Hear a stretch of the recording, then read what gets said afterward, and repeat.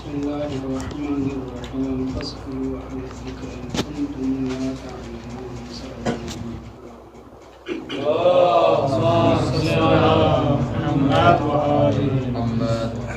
مطمئن رہیں، بد اچھا بدنام برا والی بات نہیں بولیں گے انشاءاللہ، جب بھی آپ رات کی رحمت نہ کریں۔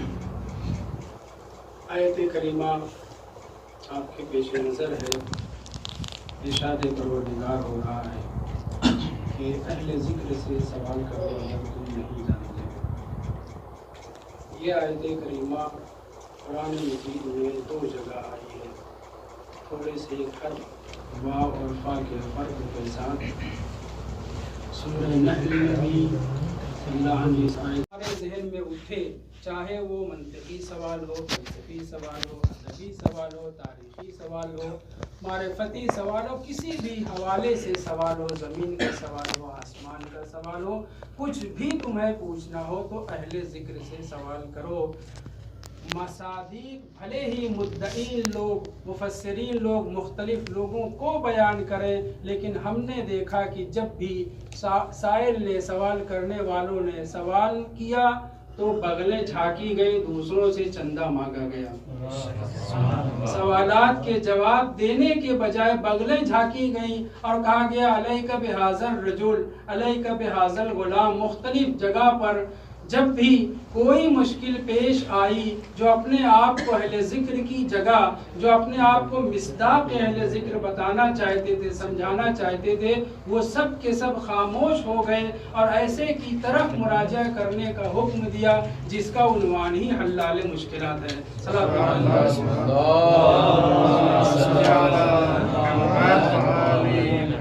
ایسا نہیں ہے کہ سوالات نہیں ہوئے، یقیناً معصومین علیہ السلام سے برابر سوال ہوتے رہے، وہ جواب دیتے رہے، لیکن جو اپنے آپ کو اسلام کا ٹھیکیدار بنا کر کے پیش کر رہے تھے، انہوں نے بھی بہت سے سوالات کے جوابات دیے ہیں، لیکن وہ سوالات بس محدود تھے۔ اتنی ہی معلومات تھی جو انہوں نے پیغمبر اسلام سے سنا تھا یا میرے اپنے لفظوں میں جو اصحاب سے چندہ کر کے انہیں حاصل ہوا تھا اس کے جواب دے سکے بس۔ کتنی دفعہ ایسا بھی ہوا ہے کہ طرح طرح کے لوگ مختلف گوشوں سے، مختلف علاقوں سے، چاہے وہ یہودی رہے ہوں، چاہے وہ نصرانی رہے ہوں، چاہے وہ سابعی رہے ہوں، چاہے دوسرے مذہب و ملل کے رہے ہوں، آئے ہیں سوال کرنے کے لیے، یا دھکا دے کر کے باہر نکال دیا گیا ہے یا کسی کے دوسرے کے دروازے پر بھیج دیا گیا ہے، اور کبھی کوئی شامت کا مارا جب اسے جواب نہیں ملا، وہ واپس جانا چاہ رہا ہے تو سلمان و ابوذر جیسے لوگوں نے رہنمائی کر دی، صحیح جگہ پہنچا دیا ہے۔ سوالات ہوئے ہیں، جوابات دیے گئے ہیں، مگر بس وہی جوابات جو ان کے کشکول میں پیغمبر اسلام کی بھیک کے طور پر یا امیر المومنین اسلام کی بھیک کے طور پر یا بعض اصحاب جو کچھ سیکھے ہوئے تھے پیغمبر سے یا امیر المومنین سے، ان کی بھیک تھی، وہی وہ عطا کر رہے تھے، اپنا کچھ نہیں تھا۔ کہاں سے ہوتا؟ اس لیے کہ قرآن کسی پر نازل ہوا ہے، ان کو تو تلاوت کرنے کا شرف مل گیا، یہی بہت بڑی بات ہے۔ توجہ چاہتا ہوں مولا کے پاس، امام جعفر صادق علیہ السلام کے پاس،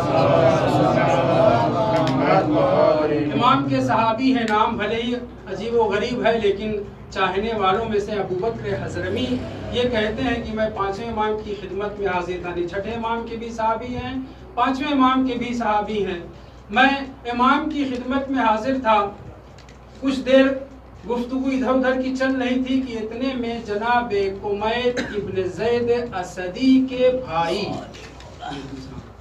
جناب کمیت کے بھائی، ان کا نام ورد ذکر ہوا، پھول ورد ابن زید اسدی امام کی خدمت میں تشریف لائے، امام کو سلام کیا اور سلام کرنے کے بعد کہتے ہیں یا ابن رسول اللہ، میں آپ کے اوپر قربان ہو جاؤں، آج رات میں نے عجیب و غریب کام کیا، میں اپنے الفاظ میں بیان کر رہا ہوں، حدیث کو پیش کر رہا ہوں، ایسے تو میں برابر آپ سے سوال کرتا رہتا ہوں، لیکن رات میں نے ڈھونڈ ڈھونڈ کر کے، سوچ سوچ کر کے 70 سوال بنائے تھے، استفیتو 70 مسئلۃ، میں نے 70 سوال انتخاب کیے تھے، سوچے تھے کہ آپ کی خدمت میں پہنچ کر کے آپ سے سوال کروں گا۔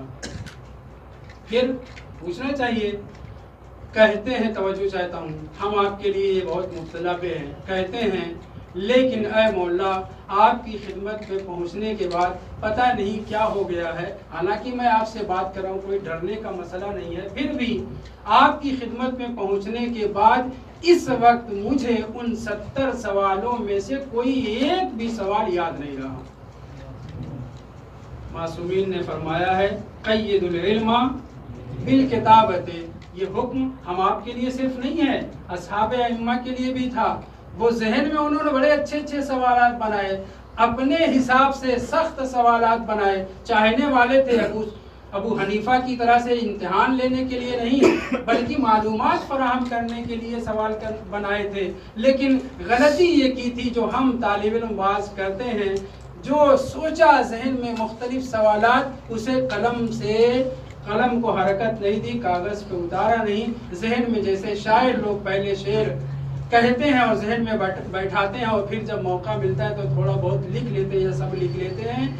قوی حافظے والے تھے، حمید کے بھائی تھے، بہت بڑے خود شاعر بھی تھے، صحابی امام تھے، اور امام کی خدمت میں پہنچ کے کہہ رہے ہیں مولا میں آپ کے اوپر قربان ہو جاؤں، 70 سوالات، اہم سوالات میں نے منتخب کیے تھے کہ آپ سے سوال کروں گا، لیکن انہو لم یحضرنی یا تحضرنی مسئلۃ واحدہ، اس وقت مجھے ایک بھی سوال یاد نہیں آ رہا ہے۔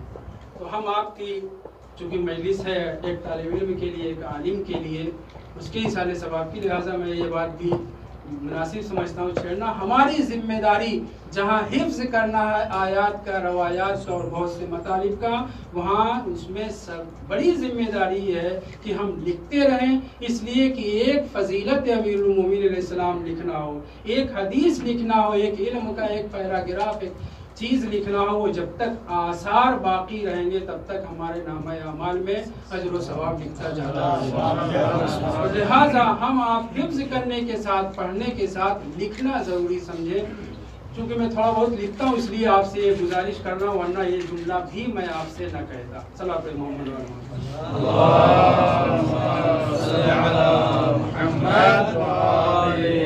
ورد بن زید اسدی کی کوتاہی یہ تھی کہ خدمت امام میں پہنچنے سے پہلے وہ 70 اہم سوالات، اور تاریخ میں کاش کی یہ ذکر ہوتے، 70 اہم سوالات انہوں نے مرتب فرمائے، لیکن ذہن میں صرف مرتب فرمائے، تحریر نہیں بنائی، نوشتہ نہیں بنایا کہ امام کی خدمت میں پہنچتے اور امام سے سوال کا جواب لینے کے ساتھ ساتھ سوال جہاں لکھے تھے اس کو جواب بھی لکھتے تو ہمارے پاس وہ سرمایہ ہوتا، ہم تک وہ سوالات اور وہ جوابات پہنچتے۔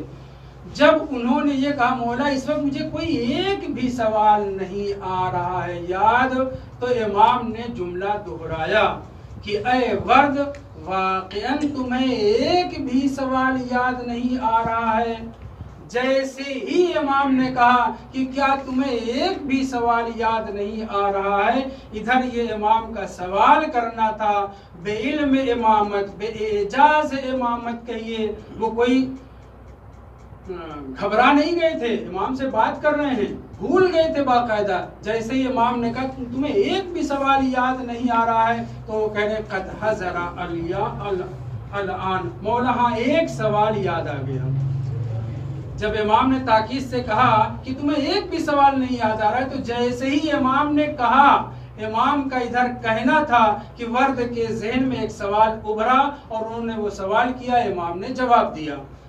جب امام جواب دے چکے، ادھر جواب ختم ہوا، ادھر ورد کے ذہن میں دوسرا سوال ابھرا، امام سے انہوں نے پوچھا، امام نے اس سوال کا جواب دیا۔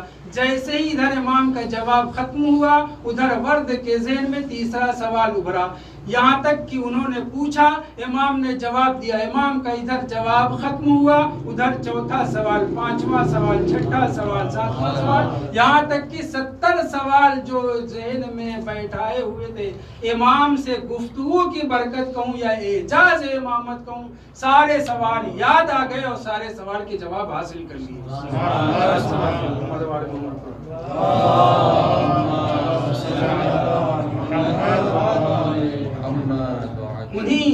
سوالات میں سے ایک سوال جو ہماری عظیم کتابوں میں سے ایک کتاب بصائر الدرجات امام کے صحابی ہیں 11 امام کے محمد ابن حسن ابن صفار بن فروخ 290 میں انتقال ہوا، اس بزرگوار نے امام کے اقوال کو، معصومین علیہ السلام کے اقوال کو جمع کیا، وہ ہم تک پہنچا ہے۔ انہی سوالات میں سے بس ایک سوال اس کتاب میں ذکر ہوا ہے، وہ سوال کوئی اور نہیں، اسی آیت کریمہ کے سلسلے میں سوال تھا۔ ورد کہتے ہیں مولا مجھے سوال یاد آ گیا، پوچھو۔ امام سے انہوں نے پوچھا، یہ اللہ کا جو ارشاد ہے فَاسْأَلُوا أَهْلَ الذِّكْرِ إِن كُنتُمْ لَا تَعْلَمُونَ، اس آیت کا مطلب بتلا دیجئے، اس کی تفسیر بتا دیجئے، اس کی تعویل بتا دیجئے۔ ظاہر ہے تفسیر میں اور تعویل میں فرق ہے، شان نزول کچھ ہوتا ہے، تعویل اور باطن معنی کچھ ہوتا ہے۔ وہاں جو سوال ہے، آیت میں جو ذکر ہے وہ بنی اسرائیل کے حوالے سے ہے، ان سے یہ کہا گیا ہے کہ علماء احبار رہبان سے سوال کرو جب تمہیں کوئی مشکل پیش آ جائے، لیکن اس آیت کا مصداق واقعی، اس آیت کی تفسیر، اس آیت کا باطنی معنی سوائے اہل بیت کے کوئی نہیں ہے۔ امام سے سوال کر رہے ہیں ورد ابن زید اسدی، مولا بیان فرمائیے اس آیت کا تعلق کس سے ہے، کیا کہنا چاہ رہی ہے؟ تو امام نے بیان فرمایا، اے ورد نحنو اہل الذکر، اہل ذکر اور کوئی نہیں، ہم اہل بیت اہل الذکر ہیں۔ کمیت کے بھائی ہیں، ذہن کام کر رہا ہے، جیسے ہی امام نے یہ کہا کہ ہم اہل ذکر ہیں، فوراً پلٹ کر کے انہوں نے کہا اگر ایسا ہے تو سوال کرنے کی ڈیوٹی ہماری ہے۔ میں اپنے الفاظ میں بیان کر رہا ہوں، سوال کرنے کی ڈیوٹی ہماری ہے۔ وہ در حقیقت جناب ورد امام باقر علیہ السلام کو محکوم کرنا چاہ رہے تھے، امام سے کچھ ایسی بات کہلوانا چاہ رہے تھے جو ان کے مطلب کی تھی، من کی تھی۔ توجہ چاہتا ہوں، جیسے ہی امام نے کہا نحنو اہل الذکر تو فوراً انہوں نے پلٹ کر کے پہلا فقرہ استعمال کیا، فعلینا ان نسألکم، مولا پھر تو ہمارے اوپر واجب ہے، ہماری ڈیوٹی ہے، جو بھی ہمارے مجہولات ہیں، جو بھی ہمیں پتہ نہیں اس کے بارے میں آپ سے سوال کریں۔ امام نے کہا بلا، یہاں تک تمہاری بات بالکل صحیح ہے، جو بھی تمہارا دل جائے ہم سے سوال کرو۔ دوسرے لفظوں میں سلونی کے دعویٰ کرنے والا پوتا، ان کا پوتا سلونی کا دعویٰ کر رہا ہے، یقیناً تمہارا جو دل چاہے پوچھ لو، جو بھی تمہارے مجہولات ہوں اس کے بارے میں سوال کر لو، کوئی بھی مشکل ہو اس کا حل ہمارے پاس ہے، پوچھو، یقیناً ہمارے پاس اس کا حل ہے۔ جب پہلا فقرہ کہلوا لیا امام سے، بلا کہلوا لیا، تو اب پلٹ کر کے کہہ رہے ہیں وَعَلَيْكُمْ أَن تُجِيبُوا، تو پھر مولا پھر آپ لوگوں کی بھی ذمہ داری یہ ہے کہ جو بھی ہم سوال کریں اس کا جواب بھی دیں۔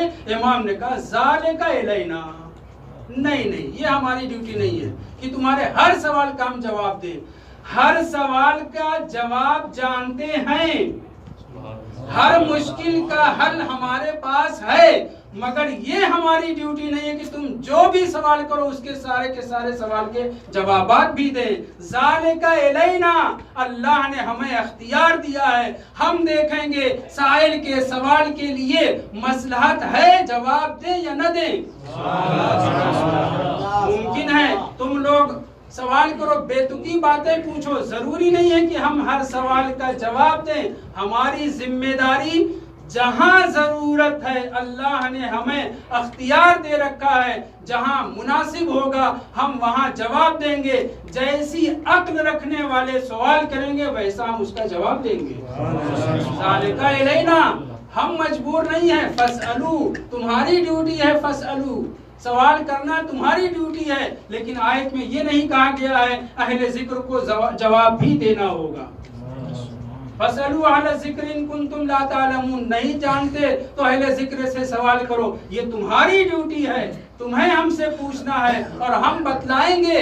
بہت سے جوابات دیتے رہے ہیں، کبھی ہم نے لا ادری نہیں کہا ہے، کبھی ہم نے لا ادری نہیں کہا ہے۔ توحید، عدل، نبوت، امامت، قیامت، دنیا، آخرت، زمین، آسمان، جس کے بارے میں جو بھی تم سوال کرنا چاہو، ہم سب مسائل کے حل اور ساری مشکلات کے حلال ہم ہیں، ہم جواب دے سکتے ہیں۔ مگر پیغمبر اسلام بھی سب کچھ جانتے ہوئے کبھی کبھی خاموش رہتے تھے، کبھی کبھی جواب نہیں دیتے تھے، کبھی دوسرے دن جواب دے رہے ہیں، کبھی تیسرے دن جواب دے رہے ہیں، آیت کے اترنے کے بعد آیت کی تفسیر بھی نہیں کر رہے ہیں۔ جب پوچھا جاتا ہے تو یا خاموش ہو جاتے ہیں، یا اگر حکم پروردگار ہوتا ہے تو جواب دیتے ہیں، یا دوسرے دن یا چوتھے دن جواب دیتے ہیں۔ جب پوچھا جاتا ہے کہ یا رسول اللہ آپ خاموش کیوں ہوئے، آپ نے جواب کیوں نہیں دیا، تو فرمایا کہ مجھے خدا کی طرف سے اجازت نہیں تھی۔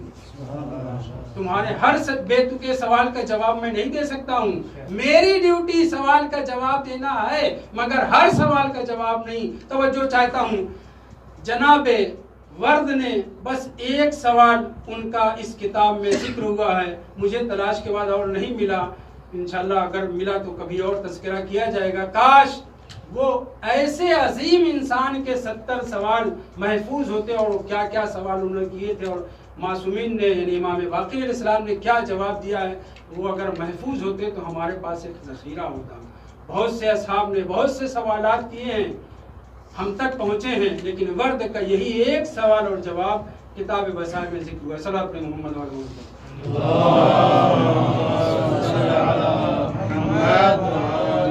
تو اہل بیت طاہرین علیہ السلام علم والے، دانش والے، معرفت والے ہیں، اور اللہ نے انہیں اہل ذکر بنایا ہے۔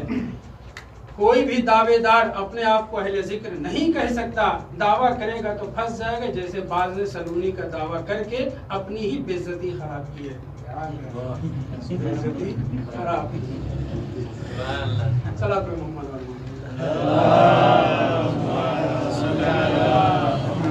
جو چاہتا ہوں، خاندان اہل بیت میں بعض ایسے بھی گزرے ہیں جو اپنے آپ کو وارث قرآن، وارث اسلام پیش کرنا چاہتے تھے، معصومین علیہ السلام سے حسد کرتے تھے۔ لفظ حسد بھی روایت میں ذکر ہوا، بعض روایات میں۔ انہی میں سے ایک ہارون ابن سعد عجلی نام کا زیدی، اس معنی میں فرقے کے اعتبار سے، مگر مستضعف اور ضعیف زیدیوں میں سے تھا، اس کے ماننے والے اجلیہ کہلائے۔ بنی الحسن علیہ السلام، ان کا مدینے میں زیادہ چلتا نہیں تھا، زیادہ نہیں چلتی تھی، کیوں؟ کیونکہ اہل بیت طاہرین وہاں موجود تھے، لہٰذا عوام کے اوپر، مومنین کے اوپر، شیعوں کے اوپر، یا کلی طور پہ مسلمانوں کے اوپر اپنی دھاک جمانے کے لیے بعض جو منحرف تھے، ان کی بات کر رہا ہوں، سب کی نہیں، وہ لوگ کیا کرتے تھے، مدینے سے دور جاتے تھے، اہل بیت سے جو عقیدت رکھتے تھے، محبت رکھتے تھے، ان میں جا کر کے نفوذ پیدا کرنا چاہ رہے تھے۔ اور چونکہ کوفہ پرانے زمانے سے اہل بیت کے چاہنے والوں کا گڑھ رہا ہے، لہٰذا وہاں آ کر کے ان لوگوں نے، بعض جو منحرف قسم کے تھے، ان لوگوں نے بہت کچھ خرابیاں کی۔ ان میں سے ایک دعویٰ اجلیہ زیدیہ فرقے کا یہ تھا کہ عبداللہ محض ابن حسن بن علی علیہ السلام کے پاس رسول خدا کی تلوار ہے، شمشیر ہے، وہ اس کے وارث ہیں۔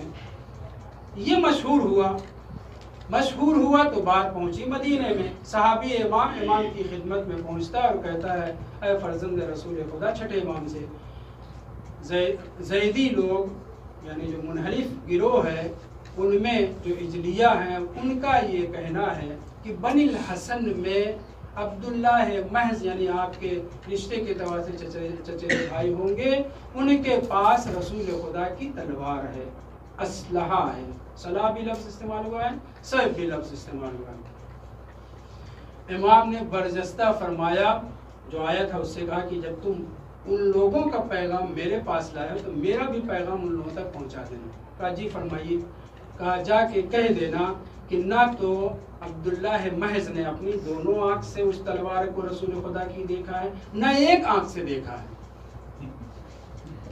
روایت اس طرح سے، نہ دونوں آنکھ سے دیکھا ہے، نہ ایک آنکھ سے دیکھا، دوسرے لفظوں میں دیکھا ہی نہیں، بلکہ اس کے باپ نے بھی نہیں دیکھا ہے، حسن مصنف، بلکہ اس کے باپ نے بھی نہیں دیکھا ہے۔ اگر دیکھا ہوگا تو جناب امام سجاد علیہ السلام کے پاس یہ سیف، یہ شمشیر رسول خدا کے تبرکات میں سے ہے، میراث انبیاء میں سے ہے، اس میراث کے وارث ہم ہیں۔ جس طرح سے ہم علم کے میراث وارث ہیں، معرفت نبوت کے وارث ہیں، اسی طریقے سے تبرکات انبیاء، حضرت موسیٰ کا عصا ہمارے پاس ہے، حضرت موسیٰ کی وہ پلیٹ، وہ شے جس کے اندر جناب موسیٰ علیہ السلام، پلیٹ نہیں بڑا برتن جہاں پہ قربانی کیا کرتے تھے، وہ ہمارے پاس ہے۔ اسی طریقے سے امام نے انگشتری سلیمان اور مختلف چیزوں کا تذکرہ کیا اور آئے پیغمبر اسلام کے پاس، کہا کہ رسول خدا کی وہ زرہ جو آپ کے جسم کے اوپر فٹ اترتی تھی، امیر المومنین اسلام کے جسم کے اوپر مکمل فٹ اتری۔ امام حسن علیہ السلام جو چھوٹے تھے لیکن اس کے باوجود جب آپ نے پہنا تو آپ کے قد و قامت کے برابر ہوئی۔ اسی طرح سے امام حسین علیہ السلام کے لیے، اسی طریقے سے ہمارے جد جناب امام سجاد علیہ السلام کے لیے، اسی طرح سے میرے بابا کے قد پر، اسی طریقے سے میرے قد پر، اور یہی صورتحال ہمارے آخری حجت کے لیے بھی ہوگی۔ یہ وہ ذرا ہے کہ جو معصوم تن پر آ سکتی ہے۔ ایک مرتبہ عباس رسول خدا کے چچا نے صرف جب دعویٰ کیا تھا نا، شاید دکھانے کے لیے تھا، لوگوں کو منانے کے لیے تھا، یقین کرانے کے لیے تھا، بہرحال کیا مسئلہ تھی، عباس نے رسول خدا کے چچا نے رسول خدا کی رحلت کے بعد تلوار کا مطالبہ کیا، زرہ کا مطالبہ کیا، ابا اور قبا کا مطالبہ کیا، اونٹنی اور گھوڑے کا مطالبہ کیا۔ مولا امیر المومنین السلام ساری چیزیں سامنے لا کر کے آپ نے رکھ دی۔ جناب عباس رسول خدا کی کلو 2 کلو 3 کلو جتنی کی بھی وزن کی شمشیر رہی ہو اپنے ہاتھ میں اٹھا نہیں سکے۔ پھر اس کے بعد انہوں نے قبا یا ابا جو تھی اس کو اٹھانا چاہا، جیسے ہی دوش پہ ڈالا وہ بیٹھ گئے، اٹھ نہیں سکے۔ اور اس کے بعد اونٹنی پہ سوار ہونا چاہ رہے، اس نے گرا دیا، بعض میں ہے کہ وہ قریب بھی نہیں آنے دیا۔ مطلب کہنے کا یہ ہے کہ جس طریقے سے علوم و معارف انبیاء اور معارف نبی علیہ السلام میراث ہیں، علمی میراث ہیں، اسی طریقے سے اسلحہ، تلوار، زرہ وغیرہ بھی میراث نبوت ہے جو صاحبان حق تک پہنچنے والی ہے۔ یہ جو عبداللہ محض نے دعویٰ کیا ہے، جا کر کے کہہ دینا نہ انہوں نے دیکھا ہے اپنی دونوں آنکھ سے، نہ اپنی ایک آنکھ سے دیکھا، ان کے باپ نے بھی نہیں دیکھا ہے۔ اور اس کے بعد امام نے فرمایا وہ زرہ ہمارے پاس ہے، وہ تلوار ہمارے پاس ہے، وہ خود ہمارے پاس ہے، سارے تبرکات ہمارے پاس ہیں۔ اور یاد رکھو ان صلاح رسول اللہ فینا کمثل التابوت فی بنی اسرائیل۔ رسول خدا کے تمام اسلحے، تلوار، زرہ، خود جو کچھ بھی ہے وہ سب کہ ان صلاح رسول اللہ فینا، ہم اہل بیت کے پاس رسول خدا کی جو میراث ہے یہ بالکل ویسے ہی ہے جیسے بنی اسرائیل کے درمیان تابوت سکینہ تھا۔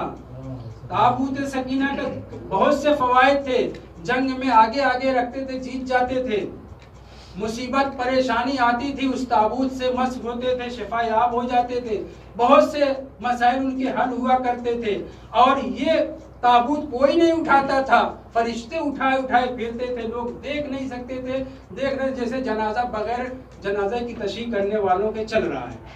جس دروازے پر تابوت سکینہ آ کر کے اتر جاتا تھا، یکون فیہ الملک، اسی خاندان میں، اسی گھر میں بادشاہ ہوا کرتا تھا۔ حضرت یوسف کی نسل سے وہی بادشاہ ہوتا تھا جس کے دروازے پر تابوت سکینہ آ جاتا تھا۔ امام نے تشبیہ دینے کے بعد فرمایا کلما دارت تابوت الی بیت، عبارت ضرورت نہیں پڑھنے کی، جس دروازے پر تابوت سفینہ گھومتا ہوا پھرتا ہوا جس دروازے پہ پہنچتا تھا وہ صاحب ملک ہوتا تھا، سلطنت اس کے پاس جاتی تھی، حاکم وہ ہوتا تھا، سارے بنی اسرائیل جان لیتے تھے، سمجھ لیتے تھے، سب کو علم ہو جاتا تھا۔ کذالک، اسی طریقے سے رسول خدا کا اسلحہ ہے، رسول خدا کی تلوار ہے، رسول خدا کا خود ہے، جس دروازے پر جس کے پاس رسول خدا کی یہ تبرکات ہیں، فدار امر الامامت والعلم الیہ، علم کا مالک رسول خدا کے علم کا وارث اور امامت کا مالک بس وہی ہے جس کے پاس رسول خدا کے تبرکات ہیں. اور پھر بات سیدھے امام نے دوسرے مقامات پر دکھلائی بھی ہیں کہ ہمارے پاس عصائے موسوی موجود ہے, انگشتری سلیمان ہمارے پاس ہے اور مختلف چیزیں. تو کیا ہوا کہ رسول خدا کا اسلحہ, رسول خدا کی شمشیر, رسول خدا کا خود, یہ سب صرف تبرک نہیں ہے بلکہ نبوت کی, امامت کی علامت ہیں. اس لیے امام نے برجستہ کہا تھا, جا کر کے کہہ دینا نہ تم نے دیکھا نہ تمہارے باپ نے دیکھا رسول خدا کی شمشیر. اور اس کے بعد امام اور وضاحت کرتے ہیں اور فرماتے ہیں یہ بھی میرا پیغام جا کر کے بنی الحسن کو. میں نے بار بار کہا کہ وہ جو منحرف تھے, جو اہل بیت سے حسد کرتے تھے اور جو دعوے دار خلافت و امامت تھے, ان کی بات ہو رہی ہے. جا کر کے میرا ایک پیغام اور بھی پہنچا دینا. وہ پیغام کیا ہے, توجہ چاہتا ہوں. لو ان اہل الارض, اگر ساری زمین کے سارے لوگ, ارادو سب کے سب یہ چاہ لیں, ان یحولوا ھذا الامر, توجہ چاہتا ہوں. اگر ابھی تو صرف اسلحہ کا دعویٰ کر رہے ہیں, صرف اسلحہ نہیں, جس چیز کے سلسلے میں دعویٰ کرنا چاہیں, اور سارے زمین کلہم, اجمون کا لفظ استعمال, جمیعن کا لفظ استعمال ہوا ہے, سب کے سب مل کر کے ان کا ساتھ دیں اور ان کی امامت اور خلافت کا پرچار کریں. اس کے باوجود اگر وہ ارادہ کر لیں تب بھی لمستطاعوا, ان کے اندر یہ استطاعت نہیں پائی جاتی کہ امر امامت کو اس جگہ سے, من موضع الذی وضعہ اللہ فیہ, جس جگہ خدا نے امامت کو رکھا ہے, خلافت کو رکھا ہے, جانشینی رسول خدا کو رکھا ہے, وہاں سے پوری دنیا اپنی طاقت استعمال کر لے, ادھر سے ادھر نہیں کر سکتی. امر امامت کی بات ہو رہی ہے, امر امامت کی بات ہو رہی ہے. زیارت عاشورہ میں ضرور ہے, رتبکم اللہ فیہا, وہاں پہ ازالہ کا ہٹانے کا ہے, وہ ظاہری بات ہے, وہ ظاہری حکومت اور سلطنت ہے. اہل بیت طاہرین علیہ السلام کو ظاہری سلطنت بھی ملی, باطنی سلطنت بھی ملی. ظاہری سلطنت کو سقیفہ کے اوباشوں نے ہٹا لیا, مگر علم امامت کو اور امامت کے منصب کو دگرگوں نہیں کر سکے. امام صادق علیہ السلام اپنے رشتہ داروں کو یہ پیغام پہنچا رہے ہیں کہ اگر ساری دنیا مل کر کے امر امامت کو ہم سے ہٹانا چاہے, ہم سے چھیننا چاہے, جس جگہ خدا نے منصب امامت رکھ دیا ہے, دنیا ادھر سے ادھر ہو جائے, منصب منتقل نہیں ہو سکتا. اور اس کے بعد کا فقرہ فرماتے ہیں لو ان خلق اللہ, لفظوں پہ غور کریے. پہلے کیا تھا, اہل الارض تھا, اب کیا ہے, خلق اللہ ہے. لفظوں میں عبارت کی پڑھنے کے بجائے مفہوم اور ترجمہ آپ کے سامنے پیش کروں. اگر اللہ کی ساری خلائق, الخلق میں انبیاء بھی داخل ہیں, مرسلین بھی داخل ہیں, ائمہ طاہرین چونکہ ان کی بات ہو رہی تو ان کی بات ہم یہاں پہ نہیں کریں گے, فرشتے بھی داخل ہیں, جنات بھی داخل ہیں. دوسرے لفظوں میں سارے پاورفل لوگ جتنے بھی ہیں, سب کے سب خلائق, اگر خداوند متعال کی خلائق منکر ہو جائے حاضل امر کی, یعنی کس کی, ہم ائمہ طاہرین کی امامت اور جانشینی کی, اگر ساری خلائق ہماری منکر ہو جائے, ہماری امامت کا انکار کر دے, ہمیں کوئی بھی امام نہ مانے. توجہ چاہتا ہوں, ایک مرتبہ آپ کے سامنے ذکر کر چکا ہوں, جامع السعادات میں ملا نراقی نے یہ روایت نقل کی ہے کہ خداوند متعال کو اپنی عبادت اتنی پیاری ہے, اتنی پسند ہے کہ جن و انس کو نہیں پیدا کیا مگر اپنی عبادت کے لیے, اپنی معرفت کے لیے. اور آپ کو اگر پیدا نہ کرنا ہوتا تو خلائق کو نہ پیدا کرتا, اور میں چاہتا ہوں کہ پہچانا جاؤں, اس لیے میں نے خلائق کو پیدا کی. یہ سب آپ برابر سنتے رہتے ہیں. اسی میں ایک فقرہ یہ بھی ہے جامع السعادات میں کہ خداوند متعال چاہتا یہ ہے کہ خلائق میری عبادت کریں, اور اگر ساری خلائق اللہ کی عبادت چھوڑ دیں, ساری خلائق, فرشتے وہ اپنے لائز کے تابع ہیں، وہ تو ایسا نہیں کریں، فرض ہے یہ. اگر فرشتے بھی میری عبادت چھوڑ دیں، سارے جنات بھی میری عبادت چھوڑ دیں، سارے انسان بھی میری عبادت چھوڑ دیں، جانور جو تسبیح جن کی تسبیح کو ہم نہیں سمجھتے وہ بھی سب کے سب میری عبادت کو چھوڑ دیں، میں خدا تب بھی اپنی عبادت، لفظ بھدا ہے، اپنی عبادت کرانے کے لیے، اپنی معرفت پیدا کرنے کے لیے میں چاہتا ہوں کہ کوئی نہ کوئی میری عبادت کرتا رہے. اگر یہ ساری دنیا اشرار ہو جائے تو میں ان کو فنا کر کے ایسے لوگوں کو پیدا کروں گا جو میری عبادت کریں. بہت توجہ چاہتا ہوں، ملانا چاہ رہا ہوں اس عبارت کو، اس بات کو اپنی اس بات سے. کیا فرمایا جامع السعادت میں کہ اگر خدا کی ساری خلائق بندگی خدا کو ختم کر دے، سب کے سب اشرار ہو جائیں، سب کے سب ترک کر دیں، خدا کی وحدانیت کا کوئی قائل نہ رہ جائے، تب بھی خداوند متعال چاہے گا، کرے گا ایسا کہ ایک ایسی خلائق کو لائے جو اس کی عبادت کریں. اب اس فقرے سے میں ملانا چاہ رہا ہوں امام جعفر صادق علیہ السلام کی وہ دھمکی، وہ فرمان، وہ پیغام جو آپ نے بنی الحسن کو اور منحرف بعض لوگوں کے پاس بھیجا تھا. آپ نے فرمایا اللہ ان خلق اللہ انکروا ھذا الامر، اگر یہ ساری خلائق جن و انس فرشتے جنات سب کے سب ہماری امامت کا انکار کر دیں. عبارت آگے یہ ہے کہ خداوند متعال اس خلائق کو حالا نابود کرے گا نہیں کرے گا اس میں تو ذکر نہیں ہوا ہے، تب بھی خداوند متعال ہماری امامت کے قائلین کو نئے سرے سے پیدا کرے گا. دنیا کبھی اہل بیت کے ماننے والوں سے خالی نہیں ہوگی. وہ کہ جو آج کے زمانے میں معصومین علیہم السلام کی امامت اور ولایت کے قائل ہیں، لفظ وہاں پہ اہل استعمال ہوا ہے کہ اگر خداوند متعال کی ساری خلائق منکر امامت ہو جائے تب بھی اہل بیت اتنے پیارے ہیں کہ خداوند متعال دوسری خلائق کو پیدا کرے گا جو ان کی امامت کے قائل ہیں. یہ ہمارے لیے شرف کی بات ہے موجودہ دور میں، زمانے میں، کہ اس روایت کے ذیل میں ہم وہ خلائق ہیں کہ جو ائمہ طاہرین کی امامت کے قائل ہیں.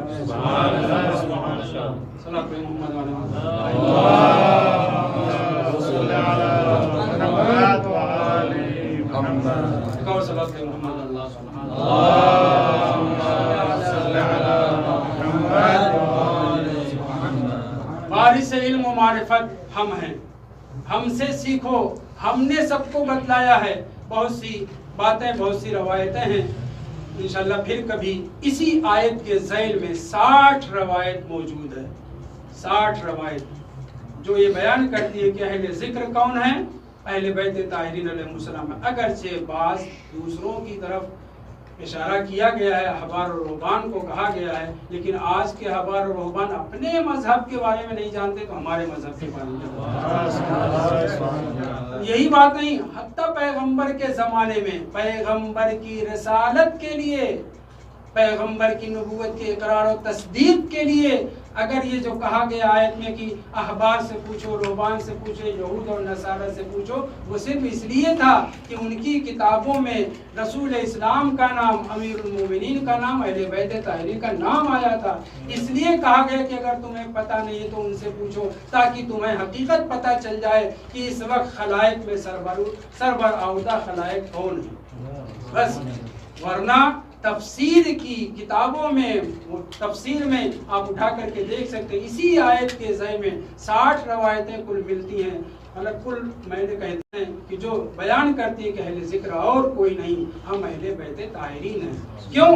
اس لیے کہ ہم انسانوں کے مجہولات کی کوئی گنتی نہیں ہے اور اہل بیت طاہرین کی معلومات کی کوئی حد نہیں ہے.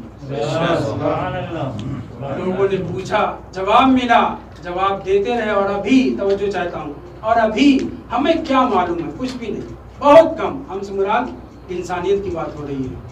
قرآن کی تفسیر، نہج البلاغہ کی شرح، دیگر چیزیں حقیقی معنوں میں اس کی تفسیر، اس کا بیان علوم کے ذریعہ زمانے رجب میں، زمانے معصومین میں دیکھنے کو ملیں گے. مولا امیر المومنین اسلام ایک مرتبہ، پہلی مرتبہ جب آئیں گے 44,000 سال تک حکومت کریں گے.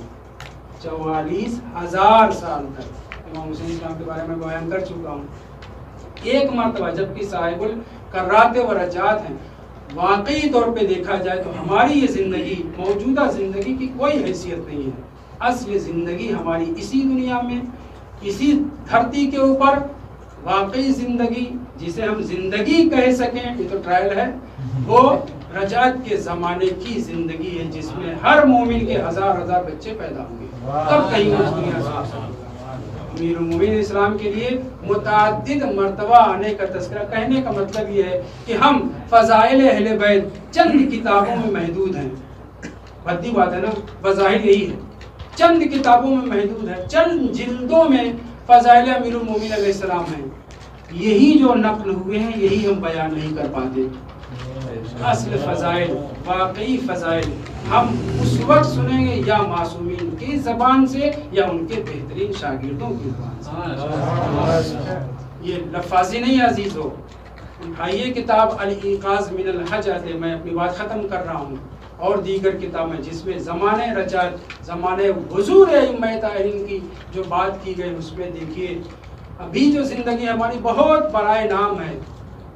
جیسے مکڑی مچھر چھوٹی چھوٹی جانور ایک دن 2 دن 4 دن کے اندر ختم ہو جاتے ہیں. ہماری زندگی کی نسبت ان کی زندگی کتنی حقیقی، کتنی کم ہے. یہ جو برساتی جانور ہوتے ہیں کتنی محدود زندگی ہوتی ہے، 1-2 دن کے اندر ختم. بالکل اپنے لیے آخرت کی بات نہیں کر رہا ہوں، رجعت کے زمانے کی زندگی کی بات کر رہا ہوں. اس زمانے کی نسبت ہماری مکڑی مچھر جیسے زندگی ہے. واقعی فضائل و مناقب اور تفسیر قرآن، دیگر چیزیں انشاءاللہ ہم معصومین علیہ السلام کی زبانی سنیں گے اور پڑھیں گے. بس عزیزوں، میں نے آپ کی زحمت تمام کی. ایک عالم کے ایصال ثواب کی مجلس منعقد کی گئی جس کا نام قاسم تھا. جناب قاسم علیہ السلام کے حوالے سے 2 ایک بات اور آپ کی زحمت تمام. اجازت لینے کے سلسلے میں متعدد روایتیں ہیں. کیسے اجازت حاصل کی؟ جناب شریف کاشانی فرماتے ہیں کان دورہ کمثل علی الاکبر و ابی الفضل العباس. جناب قاسم کا مقام اور مرتبہ فی ارتقاء المعالی، عظمتوں منزلتوں کے اعتبار سے جناب قاسم کا درجہ حضرت علی اکبر اور حضرت ابو الفضل عباس علیہ السلام کے معنی میں بتایا گیا. امام حسن مجتبیٰ علیہ السلام کے لیے کل 3 ساڑھے 3 سال یا بعض نے 4 بھی لکھ دیا ہے. حضرت قاسم جس وقت امام حسن مجتبیٰ علیہ السلام شہید ہو رہے ہیں، کان یحبہ حبا جما. امام حسن مجتبیٰ علیہ السلام دیکھ رہے ہیں مستقبل، دیکھ رہے ہیں میدان کربلا، سب کو چاہتے تھے، سارے بیٹوں کو مجھ سے محبت کرتے تھے، لیکن جناب قاسم کے لیے خاص محبت تھی. حبا جما، بے پناہ ان سے محبت کرتے تھے جناب قاسم سے. اور کربلا کے میدان میں 13-14 سال کی عمر، جب اصحاب سارے جا چکے اور عزیزوں کی باری آئی ہے. ایک روایت میں تو یہ ہے کہ حضرت حر کے بعد، حضرت حر کے بعد ابتدا میں حضرت قاسم امام کی خدمت میں پہنچ گئے اجازت مانگنے کے لیے. مولا بہت چاہتے تھے، روک دیا، منع کر دیا. اس کے بعد جب اصحاب ایک بعد دیگر سے جا چکے، انصار کے ختم ہو جانے کے بعد عزیزوں کی باری آئی.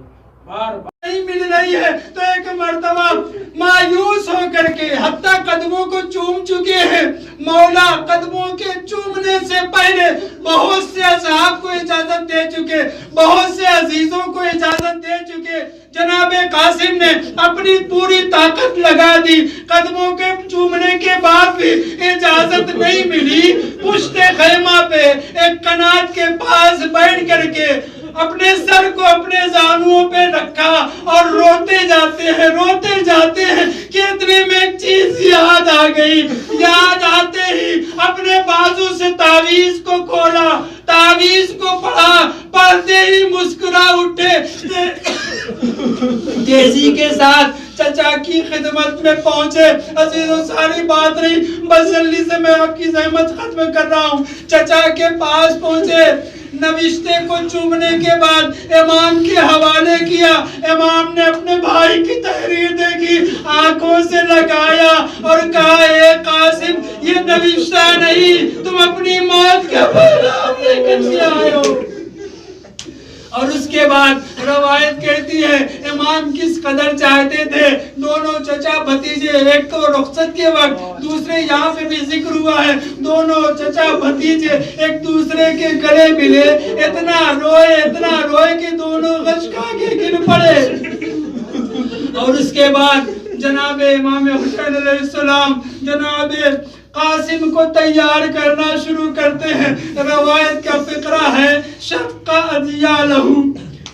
امام حسین علیہ السلام نے حضرت قاسم کو سنوارنے کے لیے جناب زینب سے صندوقچہ منگوایا, اس میں سے سبز قسم کی قبا نکالی, رضا نکالی, سبز امامہ نکالا.